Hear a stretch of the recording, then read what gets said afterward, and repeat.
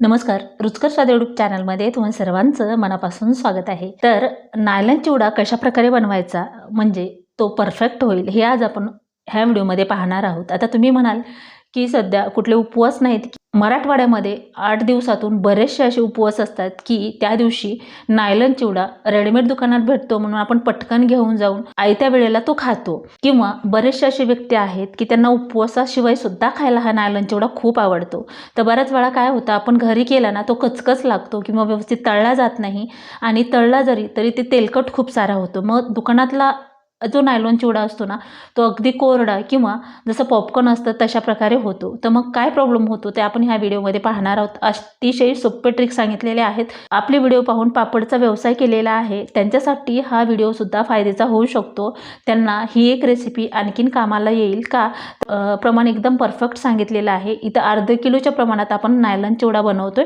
त्याचा मसाला कसा करायचा किंवा कितपत टाकायचा, नायलॉन चिवडा व्यवस्थित तळला तरच तो व्यवस्थित लागतो चवीला किंवा असं तेलकट किंवा कचकच असा लागणार नाही।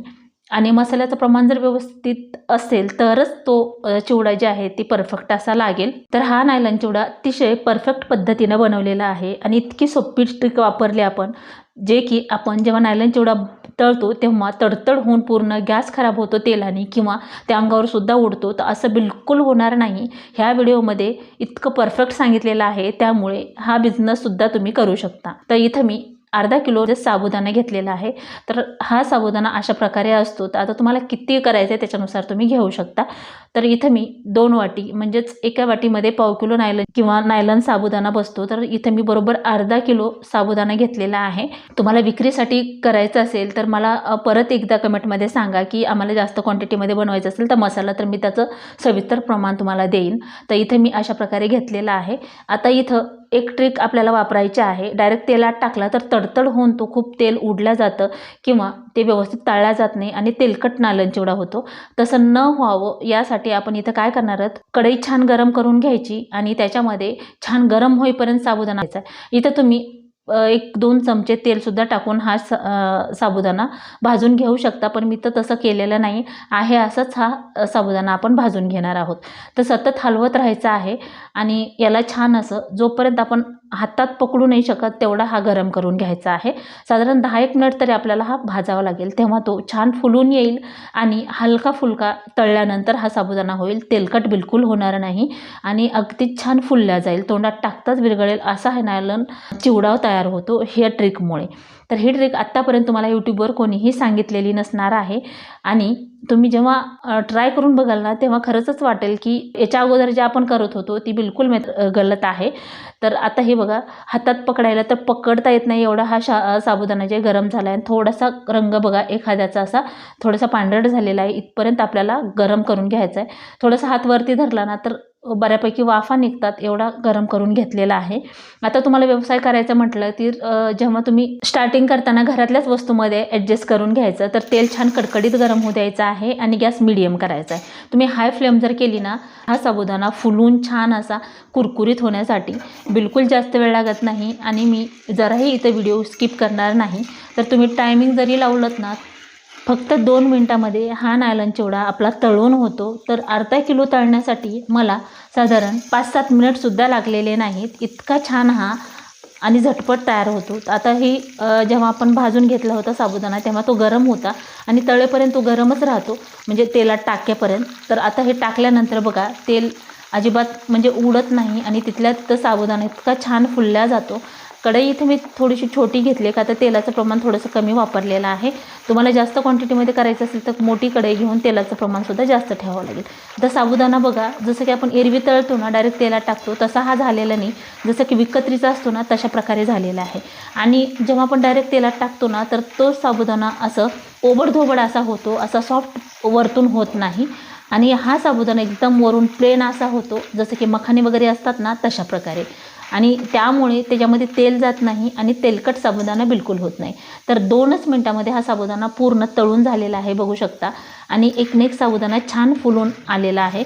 आता इथं एक ट्रिक वापरायची आहे, जर का तुम्ही तेल छान गरम करून घेतलं तर मीडियम गॅसवर साबुदाणा छान हलवून तळून घ्यायचा आहे। एकदा छान तेल गरम झालं की छान असा सावकाश साबुदाणा तळला जातो। आणि जर का तुम्ही मोठा गॅस केला साबुदाणा छान फुलेल म्हणून. तर त्याचं जसं की पॉपकॉर्नला कसं असं काळ्या पडतात तसं साबुदाणा होतो. मग ते असा दुकानात भेटतो तसा गोल गोल राहत नाही. त्यामुळे तेल कडकडीत छान गरम करून घ्यायचं आणि मीडियम गॅसवर हा साबुदाणा तळून घ्यायचा आहे. तर अशा प्रकारे छान तळून झालाय. तरीही एखादा साबुदाणा तोंडात टाकून बघायचा. मध्ये थोडासा जरी कचकच वाटला तर ते परत थोडा वेळ तळू द्यायचा. म्हणजे एखाद्या वेळेस चेक करायचं आहे किंवा बोटावर धरून जरी बघितलं ना तर पूर्ण असं मध्ये गाठ वगैरे किंवा असं थोडंसं राहत नाही. त्यामुळे चेक करायचं आहे. तर हा साबुदाणा थोडासा जोपर्यंत तळत नाही तोपर्यंत पांढरा शुभ्र दिसतो. तळल्यानंतर थोडासा काचेसारखा रंग त्याला येतो, तेव्हा समजायचं की आपला एक ना एक साबुदाणा छान तळलेला आहे. तर आता हा साबुदाणा चांगला व्यवस्थित असा एक ना एक तळलेला आहे. आता आपण हा काढून घेऊया. आणि जोपर्यंत तळत नाही तोपर्यंत ते तडतड असा आवाज येतो. तळला एकदा की परत आवाज बंद होतो, तेव्हा हा साबुदाणा आपल्याला काढून घ्यायचा आहे. तर इथं तळतानाचा बिलकुल व्हिडिओ मी स्किप केलेला नाही. पूर्ण रेसिपी व्यवस्थित तळेपर्यंत दाखवलेली आहे. तर एखादा साबुदाणा मध्येच असा फुटल्यासारखं होतो, त्यामुळे सतत त्याला हलवत राहायचं आहे. आता बघा याचा रंगसुद्धा बऱ्यापैकी चेंज झालेला आहे. त्यामुळे हा साबुदाणा आपला परफेक्ट असा तळला आहे. म्हणजे जराही कच्चा राहिलेला नाही, याचा कलरसुद्धा चेंज झालेला आहे. आता आपण ना हा साबुदाणा काढून घ्यायचा आहे. आता तुम्ही म्हणाल की काढताना थोडासा मोठा गॅस करायचा आहे किंवा असं काय करायचं, तर बिलकुल नाही. साबुदाणा व्यवस्थित तळल्यानंतर बिलकुल त्यात तेलकटपणा हा राहतच नाही. तळल्यासारखा बिलकुल वाटत नाही हा साबुदाणा. तुम्ही घरबसल्या जर काही व्यवसाय करायचा विचार करत असाल ना तर किंवा बरेचसे आपले आहेत सबस्क्रायबर ते पापड स्वतः बनवून विकतात तळून, तर त्यामध्ये हा एक पदार्थ तुम्ही टाकू शकता. म्हणजेच हा सुद्धा पॅकिंग करून तुम्ही विकू शकता. तर अशा प्रकारे तळल्यानंतर हा आपण काढून घेऊया. तर काढताना सुद्धा बघा जरासं असं थोडंसं झाऱ्यावरती घेतलं की लगेचच हा साबुदाणा कोरडा होतो. बिलकुल तेलकटपणा यामध्ये राहत नाही. तर एक ना एक साबुदाणा असा काढून घ्यायचा आहे. आणि घर बसल्या काही ना काही करण्यासाठी बरंचसं काय असतं, फक्त आपण तिथं डोकं लावत नाही किंवा आपण काय करावं हे आपल्याला कळत नाही. रेसिपी एकदम परफेक्ट आहे, त्यामुळे तुम्हाला बिलकुल त्रास होणार नाही करताना. आता हा दुसरीसुद्धा एक वाटी साबुदाणा राहिलेला टाकून घेतला आहे. तर फक्त मी म्हणते ना 2च मिनटामध्ये हा साबुदाणा फुलून छान तयार होतो. ह्याला जास्त वेळ लागत नाही किंवा कुठले ट्रिक वापरायची सुद्धा गरज नाही. तर अशाच प्रकारे हा पूर्ण साबुदाणा आपण तळून घेऊया. हा पूर्ण साबुदाणा आपण तळून घेतलेला आहे. तर मी एक साबुदाणा तुम्हाला कितपत व्यवस्थित झाला हे दाखवते. तर बोटावर घेतल्यानंतर हे बघा अगदी सहज जरासुद्धा याच्यामध्ये कडकपणा राहिलेला नाही. एक ना एक साबुदाणा व्यवस्थित तळलेला आहे. तर पूर्ण साबुदाणे आपण तळून घेतल्यानंतर शेंगदाणे सुद्धा मी 2 वाटी घेतले. तुमच्या आवडीनुसार इथं टाकू शकता. शेंगदाणे सुद्धा मीडियम गॅसवर छान तडतडेपर्यंत तळून घ्यायचे आहेत. कच्चे राहिले नाही पाहिजे. जेव्हा सालं तडतड होतात म्हणजे सालं आदर होतात शेंगदाण्याचे, तेव्हा समजायचं तळल्या जातात. आणि वाळलेले शेंगदाणे असतील ना तर जास्त वेळ बिलकुल लागत नाही तळण्यासाठी. तर शेंगदाणे सुद्धा तळलेले आहेत. याचे सालं बघा तडकलेले आहेत. आता हे काढून घेऊया. काढून लगेचच जो नायलॉन चिवडा तळून घेतला त्यावर टाकू शकता. आणि बऱ्याच वेळा काय होतं, मुलांना किंवा मोठ्यांना थोडंसं टाईमपास म्हणून किंवा थोडंसं वेगळं काहीतरी म्हणून हवं असतं. तर अशा प्रकारे तुम्ही तळून भरणीमध्ये जरी ठेवलं ना तर ऐन वेळेला खायला होतं. तर आता इथं मी बटाट्याचा किस जे आपण व्हिडिओ बनवलेला आहे गेल्या वर्षी त्यात तोच वापरलेला आहे. तर ओला बटाटा मी बिलकुल वापरलेला नाही. तुम्ही एक वेळ करून ठेवला ना तर वर्षभर हा किस तुम्हाला अशा प्रकारे कामाला येतो ऐन वेळेला. तर याला तळायला जास्त बिलकुल वेळ लागत नाही. आणि हा किस तळताना ना अगदीच मीडियम पेक्षा थोडीशी कमी फ्लेम करून घ्यायची, म्हणजे करपणार नाही. आणि चवीला खूप मस्त असा लागतो हा किस, बिलकुल खराब वगैरे होत नाही. तर ह्या येत्या उन्हाळ्यामध्ये अशा प्रकारे तुम्ही करून घ्या. याचा व्हिडिओसुद्धा अपलोड केलेला आहे मी. आता हे पूर्ण किस तळून झालेला आहे. हा काढून घेऊया. आणि याच्यामध्ये तेलकटपणा बिलकुल राहत नाही. तरी पण एखाद्या प्लेटमध्ये हा बाजूला ठेवून घ्यायचा, म्हणजे मसाल्यात टाकल्यावर आपल्याला चिवड्यात टाकायचा. आता इथं मी अर्धी वाटी हिरवी मिरची टाकून घेतलेली आहे. हिरवी मिरची असंही एवढं काही तिखटपणा त्यात येत नाही, पण दिसायला छान दिसतं म्हणून थोडंसं कडक होईपर्यंत हिरवी मिरची तळायची. ओलसरपणा त्यामध्ये राहिला नाही पाहिजे. आता हेही याच्यावरती टाकून घेऊया.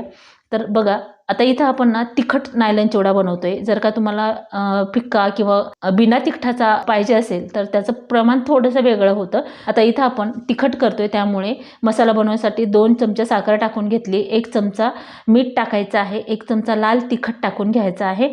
आता हे मिक्सरला छान बारीक करून घ्यायचं आहे. तर ती टोपली जी आहे ती छोटी होत होती, त्यामुळे हलवायला येत नाही. त्यामुळे दुसऱ्या ह्याच्यामध्ये मी हे टाकून घेतलेलं आहे. तर बघू शकता खूप साऱ्या, म्हणजे जे की सोनपापडीची वगैरे बरणी असते ना मोठी, त्यामध्ये हा पूर्ण 1 बरणी भरून होतो साबुदाणा.